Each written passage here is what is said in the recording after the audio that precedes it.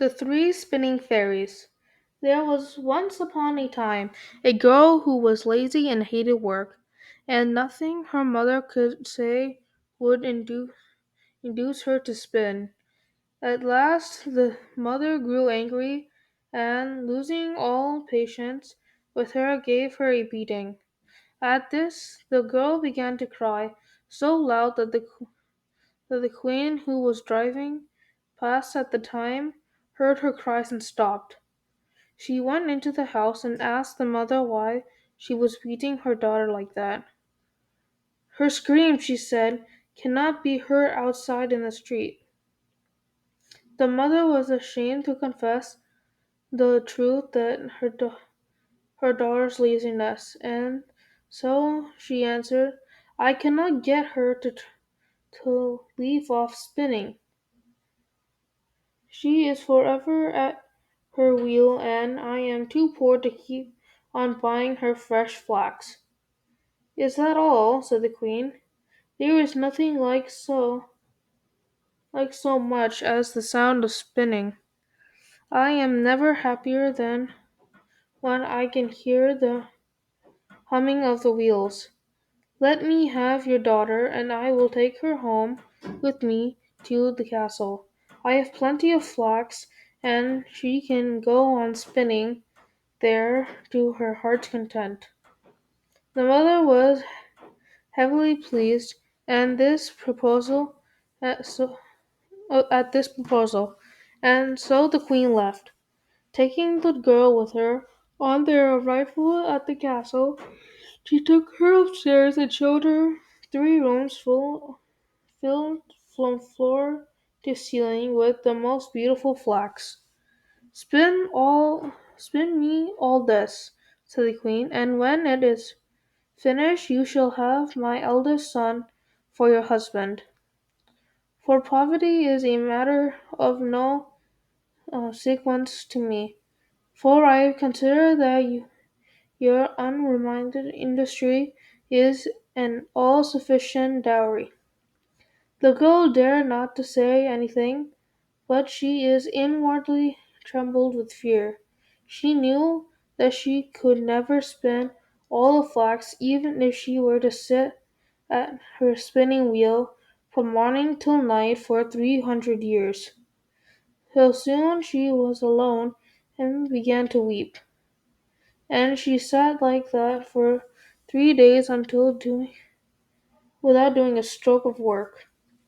When the queen came again on the third day, she was surprised to find the flax had not been touched. The girl accused herself by saying that she had felt so lonely and homesick that she could not begin her spinning. The queen was satisfied with this excuse. Yet as she was leaving, she said, Tomorrow, mind, I shall expect you to begin your work. Alone once more, the girl was at her wits' end and to know what to do, and in her distress of mind went and looked out the window. There she saw three funny-looking women towards her.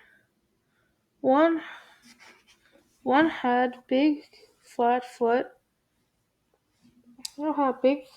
a big flat foot. Another had a large underlip that hung over her chin, and a third had a very broad thumb. They stood still under the window, and looking up, they asked the girl, "What was the matter?" What's the matter? She told them her problem, and they offered to help. "If you will invite us to your wedding," they said, "and will not be ashamed of us, but will introduce us to your cousins, and let us sit at your table, we will soon spin all the flax for you." "That I will gladly promise," said the girl, "if you will but come in and begin working for me at once." So she let in the three women, and at queer little figures they looked. She cleared a space for them in the first room, and they all sat down and began spinning. The first drew out the thread and turned the wheel, and the second mo- moistened the thread. The third wristed it, striking her finger on the table, and every time she did this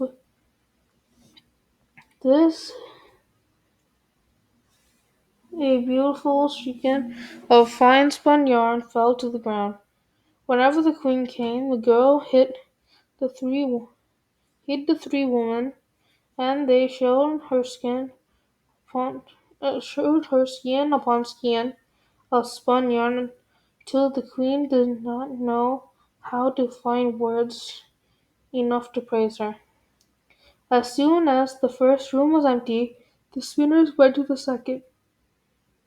Then finally they went on to the third, which, like the others, was very quickly cleared of the flax. Then the three women took leave of girl, saying to her, as they parted, "Do not forget the promise you made us, for it will bring you good fortune." When the woman was shown the empty rooms and the great piles of yarn, when the queen was shown the empty rooms and the great piles of yarn, she began at once to make preparations for the wedding. The bridegroom was delighted to think he could have such a clever and industrious wife, and showed his praise upon her. "I have three cousins," said the girl, "and they have shown me much kindness in the past, and I should not let to forget them. Now that I'm happy and yes, will you give me permission to invite them to the wedding and allow them to sit at our table?" The queen and the bride willingly consented to this request. The wedding feast was beginning when in, when in walked the three women, attired in the most wonderful dresses. The bride greeted them and said, "Welcome, dear cousins." But the bridegroom could not help exclaiming, "How how came you have such ugly friends?" Then he went up to the first and asked her what had given her such a broad foot. "Turning the wheel," she answered. Then he went to the second and asked her what caused her to have such a large lip. "Moistening the thread," she answered. Then he went to the third and asked what gave such a broad thumb. "Twisting the thread," she answered.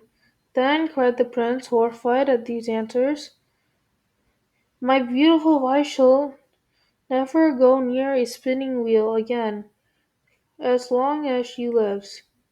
And so henceforth she was rid of the hated task of spinning. The end.